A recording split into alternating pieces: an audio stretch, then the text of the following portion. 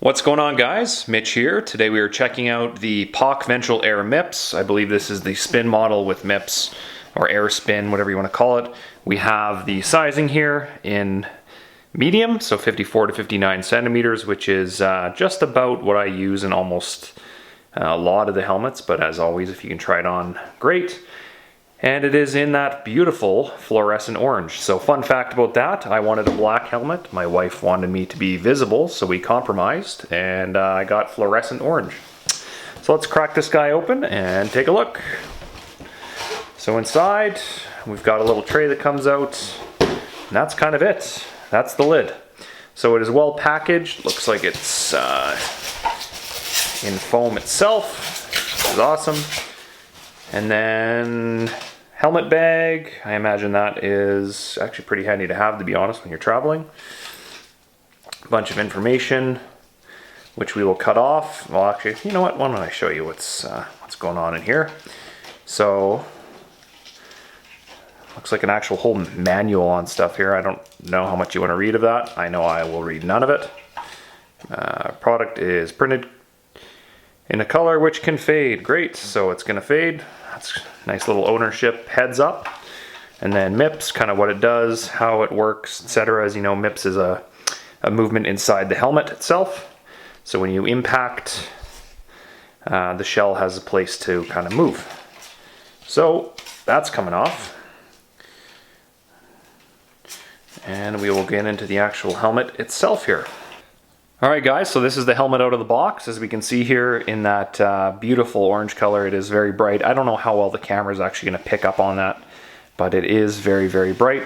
One thing that I think looks really, really sharp on the POC lids, not all colors, but particularly this one, is the fact that the actual foam inside here is white, rather than dark or black or gray. So it just kind of pops out a little bit. Whether or not that looks dirty over time, I'm sure we'll figure that one out, but nothing that can't be cleaned. But this looks like a great lid. So as you know, they do have this helmet kind of in a couple different variations based on how aerodynamic you want. Some of them have the vents on the top up here with a more covered front. Others have some vents on the front with a covered top.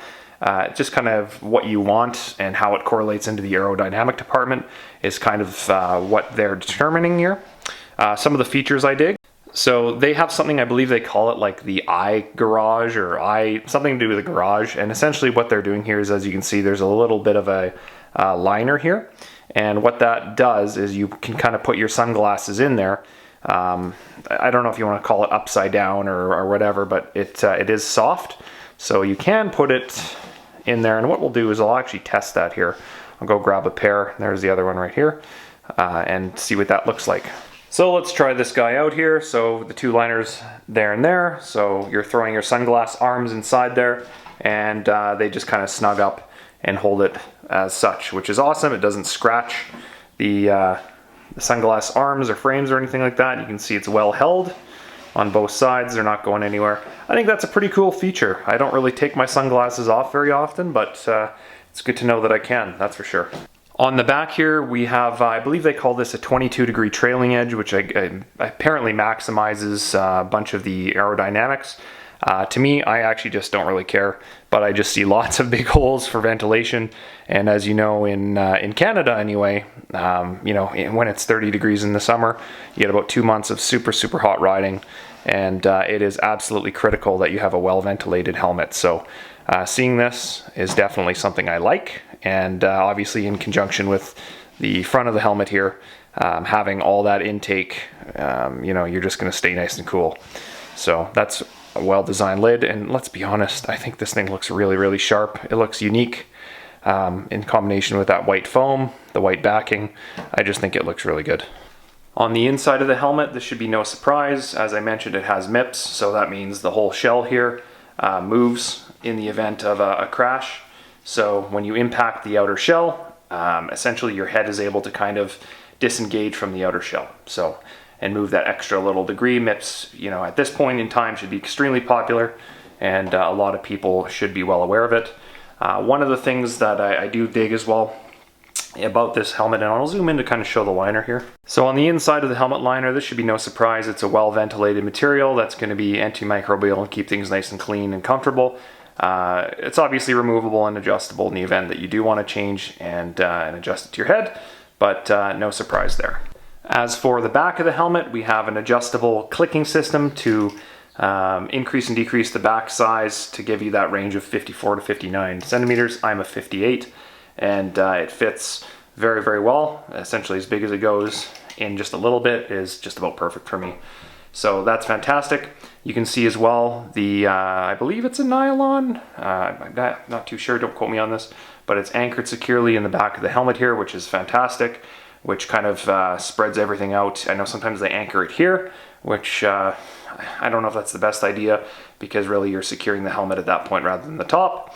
As well, all of the clipping systems are spread out equally and adjustable, so that should be no surprise in a helmet of this level. Super easy to adjust and customize to the fit around your ears.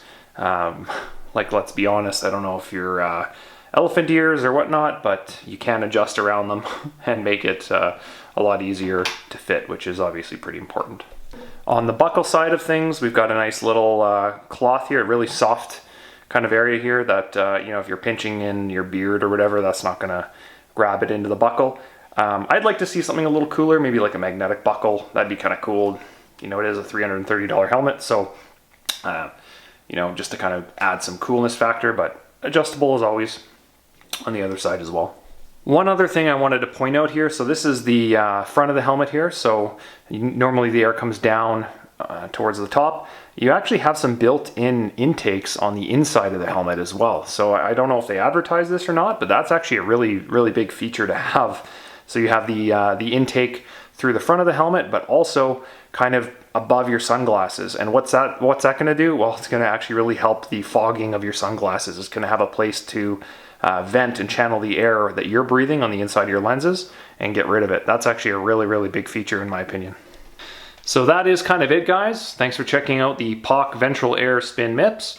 It is going to be a fantastic helmet. I can tell you right now, it fits very, very well. It doesn't have any electronic systems on it that for incident protection, like the Specialized helmet that absolutely did nothing. Full disclosure as well, the reason I got this is because I did write off the Specialized helmet on a crash. So I'm really looking forward to using this. You're going to be seeing it in the vlogs coming up. Check those guys out in the playlist ride vlogs. Any questions, leave them below. Like, subscribe, share, all that fun stuff. And until next time, see you later.